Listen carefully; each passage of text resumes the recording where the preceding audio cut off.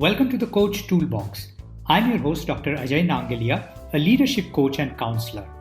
This channel supports your professional and personal development as a leader with research-based and practice-focused learning. And we bring you the best career and life advice from guests who've been there and done that successfully. And now, our session today. Welcome to our conversation today on the art of extreme self-care. Yes, you've heard of self-care, but something that I've been experimenting with is extreme self-care. So as coaches, we have a duty of care for the wellness of the clients that we work with. And as leaders, we have a duty of care for the wellness of the teams that we manage. But before we support our direct reports or clients in terms of their wellness, it's really critical for you and I as care providers to look after our own wellness first. And when I use the word wellness, I mean physical, emotional, psychological, and spiritual wellness. But how can we support others if we do not focus on our own self-care first? Now, in addition to your work-related responsibilities, if you're managing your home and you're a caregiver to children, elder parents, or a loved one who is perhaps ill, the importance of self-care is intensified. You now have to focus on extreme self-care. So Cheryl Richardson, in her book, The Art of Extreme Self-Care, provides this extreme self-care kit in chapter 12. And I've extracted some of the key elements that I believe will work for you and I. I've been using this assessment as a process to be followed and also using the assessment as a way to stay on track, assess progress, and be alert to the areas where I need help. And it's been really effective for my coaching clients too. So our conversation today is on a process of assessment that supports your extreme self-care. Start with using the assessment for yourself first, and as you start the journey of extreme self-care, you can then support your clients, direct reports, and loved ones to look after themselves. And let's be clear, extreme self-care is not selfishness. It does not mean looking after your own needs and ignoring others. It is actually strengthening yourself so that you can do the best you can as a caregiver. And right now I'm using the term caregiver very broadly. You see, extreme self-care is the only way that you can provide support and care over the long term on a sustainable basis. You must learn to look after yourself first. So from Cheryl Richardson's Extreme Self-Care Kit of 10 questions, I've been using 4 which I find very useful for myself and my clients. So the 4 extreme self-care questions are: Number 1, who can I turn to for support when I'm afraid? Number 2, what does my body need to feel nurtured, strong, and healthy? Number 3, what spiritual practices restore my faith or connects me with God or a higher power of my own understanding? Number 4, who do I need to avoid and what do I need to avoid? So let's discuss and cover these questions in a bit more detail. These questions are an assessment for yourself and your client. They are also the processes that you need to integrate into your lifestyle. Let's take each question at a time. Number 1, who can I turn to for support when I'm afraid? Who comforts me, makes me feel safe, and allows me to have and share my feelings? Many of us as senior leaders and executive coaches or primary caregivers are used to looking after the needs of others.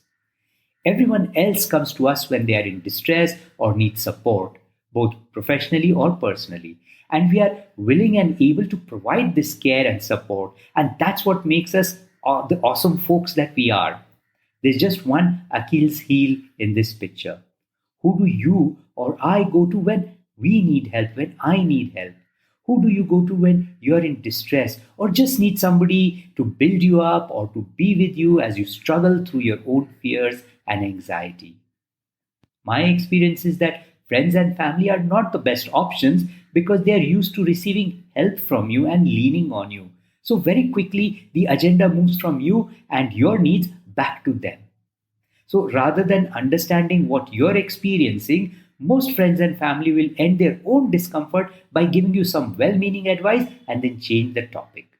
So extreme self-care question number one is, who do you turn to for support when you need it? From experience, I find that the best practice is for each of us to have an existing professional relationship with a care provider, a counselor or a coach or mentor, someone who is able to support us when we need help in the different facets of life. It's best not to wait for a crisis to hit us and then start looking for someone, because it's very difficult at that point in time to look for a trained professional, build trust with him or her, get them to know you, and be comfortable in the relationship. You want to have someone on your side right from today, so that when things are going really well, so that you're prepared for the day when you need someone to lean on. This day will come for sure. The intensity of the situation may be different from different folks, but we will all need help. So, step one in developing extreme self care is to have your own coach or counselor ready and waiting in your corner. Extreme self care question number two is, what does my body need to feel nurtured, strong, and healthy? What does my body need to feel nurtured, strong, and healthy? Most of us get so caught up in managing our work, our life, and looking after others, either in the professional or personal space, that we ignore the key vehicle or instrument that enables us to do this, our body. What if you were a professional chef? Would you use a knife that was dull, had a handle which was loose, and the point of which was bent? You certainly would not. What about your own car? Do you run it for kilometers and kilometers, month after month, and completely ignore it, or completely ignore its servicing or filling of air in the tires? Once again, this seems very silly, and you say, of course not. Yet, we do exactly the same thing to our body. And we have just this one body with all its imperfections inside and out. And given the way our lives are, most of us are running our body to the ground, pun intended, without any thought or time to nurture it, strengthen it, and keep it healthy. We do quite the opposite with the lack of exercise and unhealthy lifestyle diet. We fool ourselves that there is just no time to take the effort to look after our body, and we expect that it will run on its own at 100% efficiency forever and ever, till, of course, that illness hits you. Those lifestyle illnesses that are so much part of our life that unfortunately we almost treat them as normal.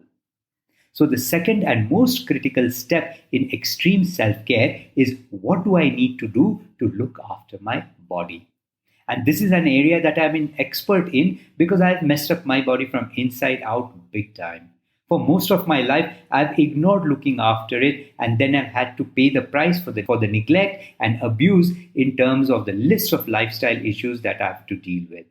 The only beneficiary of this stupidity is the pharmaceutical industry and the medical profession. So, what are you doing to look after your body?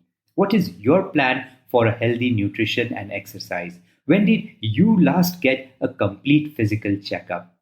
I encourage you to pause our conversation right now and take a 5-minute break to go and take the first steps towards looking after your body. Perhaps book a complete physical checkup or blood work, or just add it into your calendar right now. Moving to extreme self-care question number 3. And question number 3 is, what spiritual practice restores my faith or connects me with God or a higher power of my own understanding? Somewhere along the line, we all realize that this is an important element of our self-care. In India, we come from a tradition and culture that has brought yoga and meditation and puja and prayer and spiritual practices to the world. But we've ignored them in our own country, in our own lifestyles. And now we read in journals and articles from the West that all these practices are very essential to our wellness, and most importantly, to increasing our productivity. So now we certainly support them by attending that chair yoga seminar done in the office, or the spiritual retreat that I attended last year, and of course the meditation session that is planned for next month. Yes, I'm being a bit sarcastic, I'm sorry. The reality is that for many of us, spiritual practices are not a part of our daily lifestyle. Most of us are unable to find the time and discipline for prayer, meditation, yoga, breathing practice, reading spiritual literature that builds us up, and participating in the community worship and fellowship of our faith. We don't find time to reflect on higher issues of our purpose, our values, faith, legacy, and so on. And we really don't have time nor inclination to think about divinity. And so, when the tsunami comes and we are out of a job, or there is a serious illness, or there is a loss of life in our family, we are left completely vulnerable and helpless. We are without a spiritual anchor that we can depend on. We are without a spiritual resource that we can draw from. So, the third step of extreme self care is to develop spiritual practices that align with your faith or spirituality and make them an integral part of your life right from now. Read the book of your faith or other spiritual literature that encourages and inspires you. Develop practices such as prayer, meditation, yoga, listening to devotional music, listening to devotional discourses, and so on. Build up your spiritual muscle because it is this muscle that will support your resilience through the tsunami that life might throw. And if you are doing some of these or have a faith that provides this structure, then start now and take it to a deeper and more intimate level.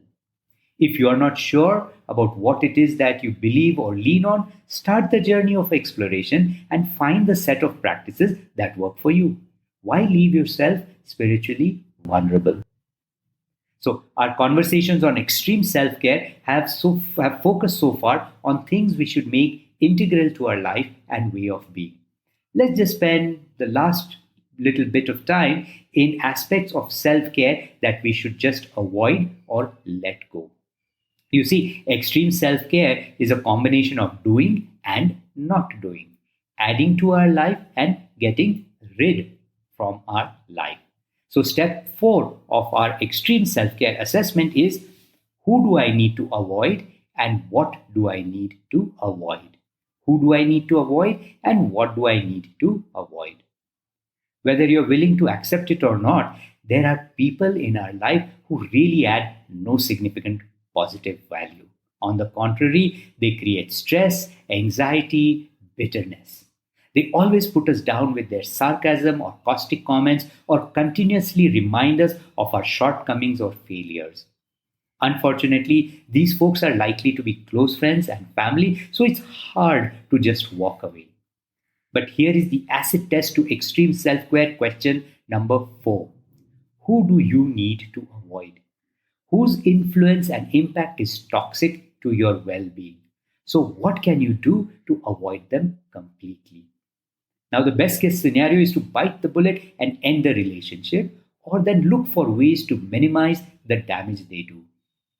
In addition to who you need to avoid, the other side of this coin is, what do you need to avoid? What do you need to avoid in terms of unhelpful ways or coping strategies or activities that you resort to deal with stress or anxiety? My favorite dysfunctional strategies are stress eating, binge watching Netflix, and another way I avoid difficult situations, conflicts, decisions, and people is to just drown myself in work. Or another way is getting enmeshed in the lives of friends and colleagues as a way to avoid dealing with my own pain. And if you're a bit like me, then you know that these are really effective ways for us to run away. So, what are some things that you're doing that you need to stop and perhaps change completely?